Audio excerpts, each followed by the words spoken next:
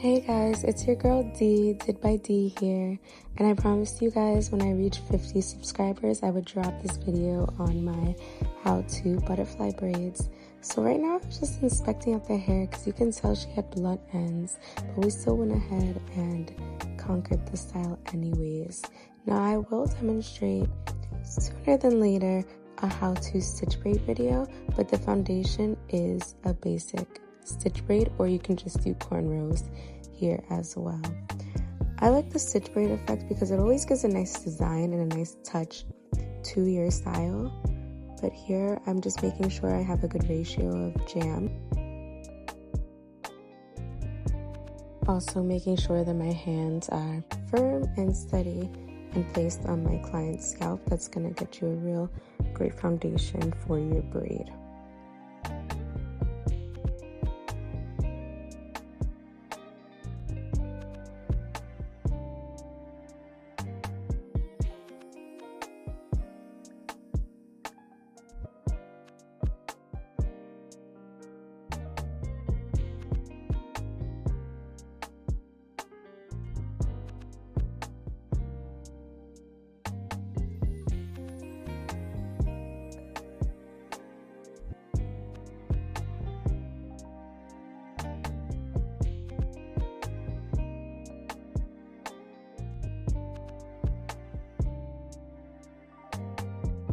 Because the nape of my client's hair is a bit on the shorter side, I opted to use a rubber band just to secure the ends.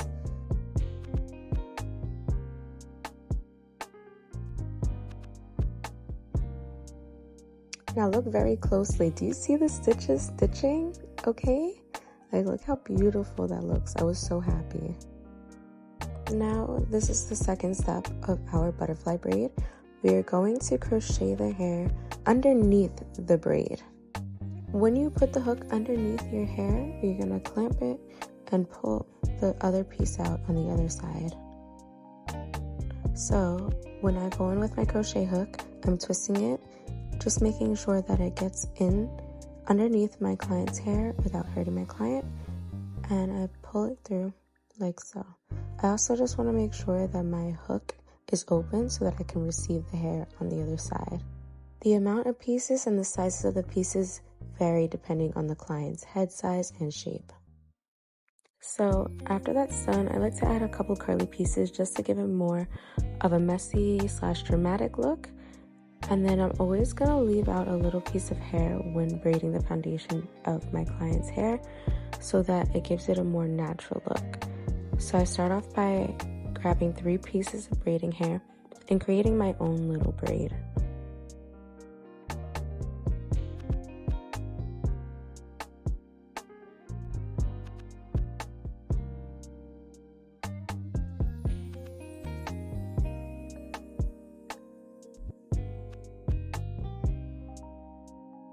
Now I'm just going in and picking up each and every strand on top of the foundation braid that I already have.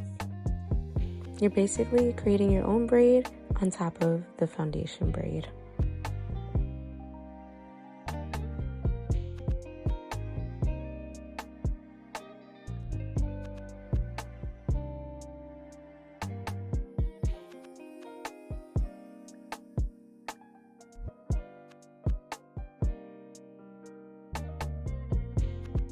When picking up the curly pieces, make sure you're only picking up the end of the curly piece and you're leaving the actual curly piece out so it doesn't get tangled up in your braid.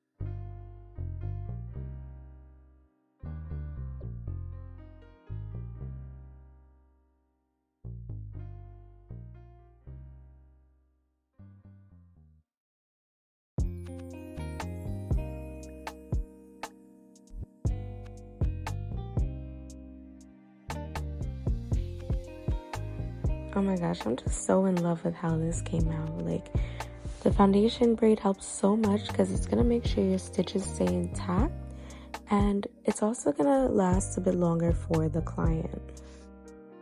Okay, I think this has to be my favorite part, the butterfly effect.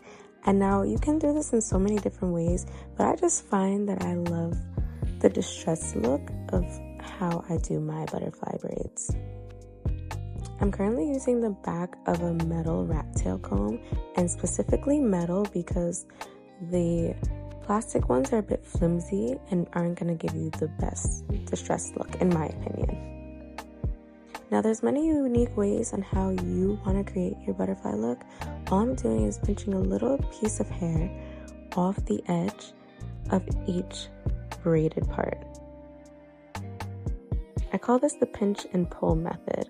So again, I'm grabbing a little tiny piece, I'm pinching with my fingers, and I'm pulling it out with the rat tail comb.